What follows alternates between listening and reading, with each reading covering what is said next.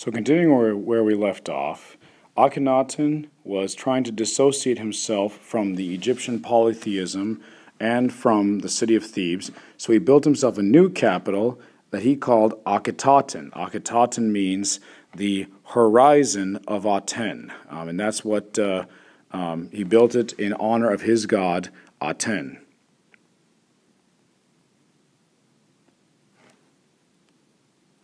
Now, not only did he do a new capital, but he kind of mandated a new art style in that capital.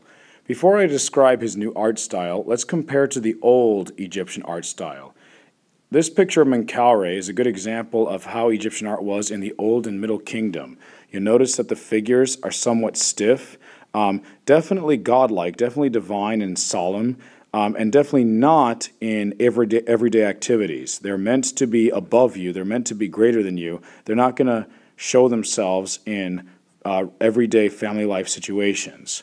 But now let's compare to Akhenaten's art. Remember, Akhenaten does not believe he's a god, and it's like he's trying to show you that he's not in the art of this art period that he started. Here's a picture of him and his family, laid back and enjoying time with their children. He's kissing one of his daughters right here. Here's his wife, Nefertiti, with two of their other daughters. I'm going to write down her name because she's a thing to know. So this is his wife right here, and her name is Nefertiti, which literally means the beautiful one has come.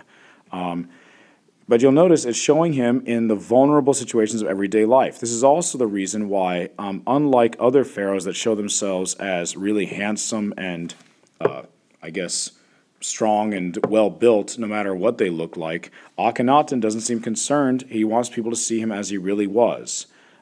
Here's some other examples. Here's another picture of his daughters. The heads are rather strangely shaped, and that could be for two reasons. One, they're just drawn that way. You see the same thing right here. Or two, they underwent what's called artificial cranial deformation, a practice that some cultures have of extending their child's skull before they close after birth, because it's regarded as more aesthetically pleasing. And then finally, one of the most famous pieces of this period is the bust of Nefertiti, today held in Berlin. This is Nefertiti again, and it's considered one of the most beautiful Egyptian works of art because it's so realistic, and it really does convey the idea of her name, the beautiful one has come. Now, this art period of Akhenaten at Akhenaten has a special name. The special name is the Amarna art period. It's called that because, as you recall, the other name of Akhenaten is Amarna. That's his modern-day name. So art historians have referred to the art of this period as the Amarna art period art. And that's why you need to know both names. You need to know both Akhenaten because that's what we mean when we talk about the ancient city. But you got to know Amarna too because the art period, unfortunately, is called Amarna. Now, as you can imagine, even though Akhenaten is doing a lot here, he is not very well appreciated. The Egyptians like their polytheism, and furthermore, Akhenaten is neglecting the normal duties of rule in favor of his religion and art reform. He neglects rule. For example, the Hittites begin to attack at the border. If you recall, the Hittites are a big deal because they have iron, and that means they're going to win a few battles, or everybody else is still using bronze, and they're coming down now and taking the gains of Thutmosis III and starting to take territory in the northern Levant, and that makes Akhenaten unpopular too. Also, the nomarchs start to abuse the citizens, and the normal person who's supposed to do something about that is Pharaoh, but Pharaoh Akhenaten doesn't seem to care. The nomarchs basically abuse their powers, and no one stops them. Akhenaten doesn't stop them. So he's not a very popular ruler. Egypt kind of goes into chaos during his rule. So no one really mourned too much when he died. The one problem with when he died is that it was succeeded by his son, Tutankhamun. Now, you've all heard of King Tutankhamun. Interestingly enough, his original name was Tutankhaten because he was named by his dad after the god Aten. But Tutankhamun was too young to rule on his own, so he was guided by various officials, a priest named Ai and a general named Horemhab, who both advised him to go back to the old religion. And so he changed his name from Tutankhaten to Tutankhamen, and that's how we know him today as Tutankhamen. But his original name was Tutankhaten. He was the boy king. He became king at the age of 11 or 12 years old. He would not rule very long. As you can see in these pictures of him, here's a picture of him with his wife, Akhenaten. Here's another picture of him with his wife, Akhenaten. You see the common theme here is that he's got a crutch. He's using or a cane, actually. In his tomb were found hundreds of canes because he was basically a cripple. The Egyptian inbreeding had taken its toll on him, and basically we have even a modern forensic reconstruction. We can just tell he was not a very healthy person, and he died by the age of 19. So he did not rule long. Why is he so famous then? Well, it's mainly because his tomb was one of the few tombs in the Valley of the Kings that was not completely emptied by robbers. Robbers did tamper with it a little bit, but they seemed to have left in a hurry, and most of his treasures were found, and that's kind of the reason for his great fame, is the discovery of his tomb in the early 20th century by Howard Carter. The Valley of the Kings, by the way, is where the New Kingdom pharaohs are burying themselves, or having themselves buried, because as a way to hide them from robbers. It was a hidden place across from Thebes, and this was first begun by Thutmose I. He was the first pharaoh to think of having themselves buried in the Valley of the Kings, and thank goodness we have the treasures of Tutankhamen because of this. But now Tutankhamun's dead, and he had no living children. His wife Akhenaten did conceive twice, but both of those children were stillborn. And now the question is, what's going to go on next?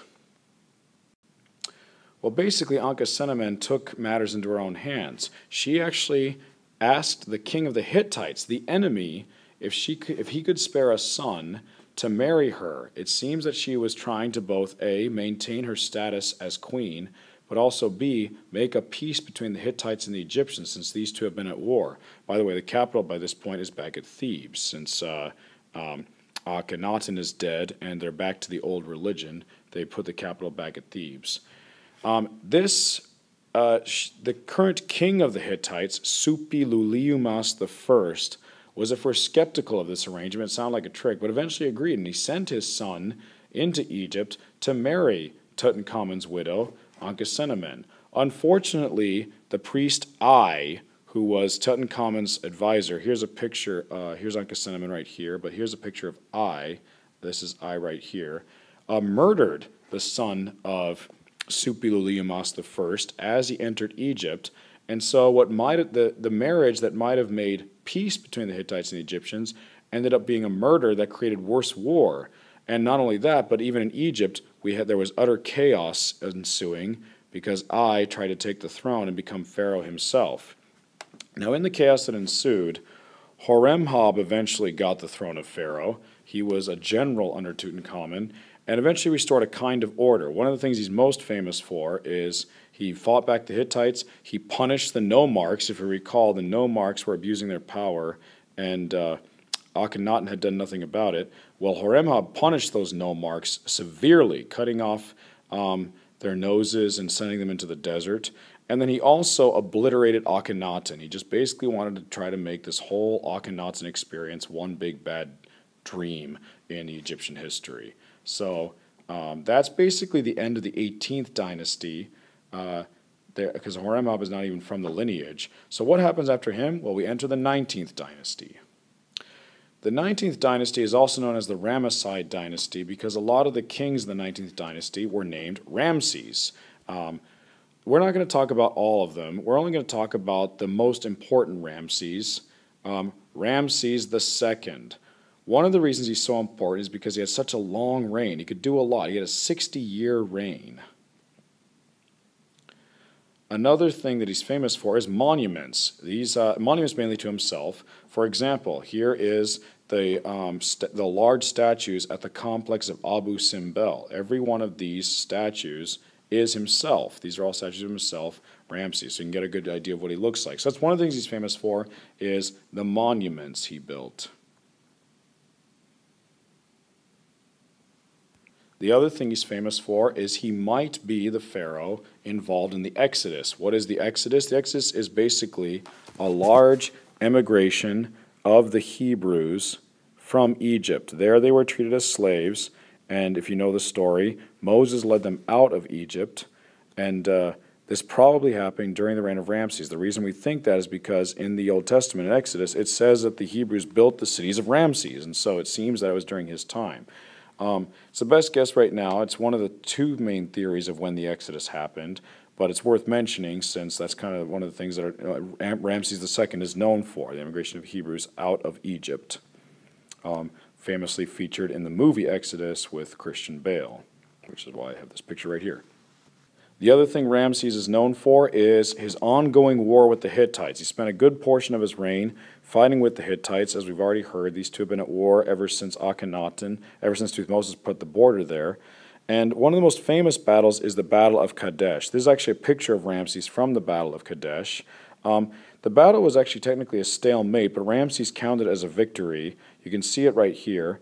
One thing I'd like to point out while I have this relief is the very interesting advantages that the Hittites had. Number one, you already know, of course, is that they had iron weapons. So that's going to give them an advantage. But also, one of their advantages was a three-man chariot, a tactic that they developed. You can see one of them here, one of them here. Any chariot in this picture that has two men is meant to be Egyptian, but any that has three men is meant to be Hittite. That's because their strategy was one guy drives the chariot, the other guy holds a shield, and the other guy holds a spear. So that was their tactic, the three-man chariot and iron weapons. Now, after this battle, Ramses made a peace treaty with the Hittites and ended their battle. And this is actually right here, considered the first peace treaty in history, really. So that's actually worth writing down. We have the first peace treaty in history. Not only that, but the Battle of Kadesh, which was preceded this peace treaty, is actually the first recorded battle in history. Not that no war happened before this, but it's the first one where we get a blow-by-blow account of what happened. So lots of firsts here for Ramses II. It was a great thing that he made peace with the Hittites, but unfortunately it was too little too late, because since the Hittites and the Egyptians were at war with each other for so long, the net effect was just to weaken both great empires. These were two great empires, but now they're both weak, and that left them vulnerable to a new threat, the Sea Peoples. Sea Peoples are a very mysterious people that came, obviously, from the sea. And basically, to make a long story short, they're going to be the ones that caused the close of the Bronze Age. We start to hear reports of them coming across Anatolia and down the coast of the Levant. When they basically are responsible for destroying the Hittite Empire. So they were so brutal that they completely destroyed the Hittites. There are no more Hittites in our course. And then we hear other accounts of them coming down the Levant coast and with destruction in their wake. Just look at these testimonies. Here's a letter of the king of Ugarit to the king of Cyprus. Now, first of all, where is Ugarit? It's right about here. And he's writing a letter to the king of Cyprus right here. So, and he says, you can just hear the worry in his voice. How mysterious and scary this must have been. My father, behold, the enemy's ships came here. My cities were burned, and they did evil things in my country. Does not my father know that all my troops and chariots are in the land of Hatti, i.e. the Hittites? He's talking about the fact that there's been war in the Hittites. And all my ships are in the land of Luca. Thus the country is abandoned to itself. May my father know it. The 7 ships of the enemy that came here inflicted much damage upon us. And the king of Cyprus responds to him, kind of reproving him for not being prepared. The king of Cyprus has dealt with this enemy before. He's dealt with the Sea Peoples. He says, you're basically doomed. If you look right here, he says, how come you have no troops? Why are they not stationed near you? Surround your towns with ramparts. Basically, destruction is coming. The picture this paints is the Sea Peoples coming down the coast. They destroy Ugarit, they destroy the Hittites, and eventually we hear them coming to Ramses III, the grandson of Ramses II, in the 20th dynasty, by the way. Ramses III is considered 20th dynasty. He deals with this. He has to meet with the Sea Peoples himself in the Nile. There's a battle in the Nile. And we see his description of it right here, which is significant. You'll see why in a second. Let me just read it here. The foreign countries, the Sea Peoples, made a conspiracy in their islands. All at once the lands were removed and scattered in the fray. No land could stand before their arms. From Hatti, Kode, Carchemish, Arzawa, and Alashia on, being cut off at one time, A camp was set up in Amuru. They desolated its people, and its land was like that which has never come into being. They were coming forward toward Egypt. They're just talking about that, how they're just coming down to Egypt, while the flame was prepared before them. And this part's the important part, because we're going to try to explore this later. Who are these people? Their confederation was, in Egyptian, the Peleshet, the Jeker, the Shekelesh, the Denyen, and the Akuwasha. Lands united, they laid their hands upon the lands as far as the circuit of the earth, their hearts confident and trusting our plans will succeed. The basic picture is no one can beat them. Now the fact is, Ramses III did beat them at the Battle of the Nile, but again it was too little too late. Even the Hittites have already collapsed, the towns of the Levant have already collapsed, and once Ramses III beats them at the Nile, Egypt is too weak to withstand the following enemy. Right after Ramses III dies, the Libyans come in and take Egypt. And so basically the Sea Peoples caused the destruction, the end of the Bronze. Where do the Libyans come from? They come from, well, even close to modern-day Libya. They basically come from the west. So once the Sea Peoples came down and did their damage, even though they did not win in Egypt, it was the Libyans who came next and took over Egypt. And from then on, Egypt would always be ruled by a foreign power, with one exception, the 26th dynasty, called the Saite dynasty. But it's not significant enough. Basically, it's the end of the glories of Egypt. And more significantly, that collapse of the Hittites, the Egyptians, and also the fact that Mesopotamia is ruled by the Kassites, who are rather who are rather uncivilized compared to the previous civilizations. We basically now close the Bronze Age. That's it. The great empires have died, and they're going to have to start all over again during the Iron Age. And so finally, just remember that the Bronze Age collapsed around 1200 BC. That's when the Sea Peoples came, and that's when our Bronze Age ends. Thank you very much.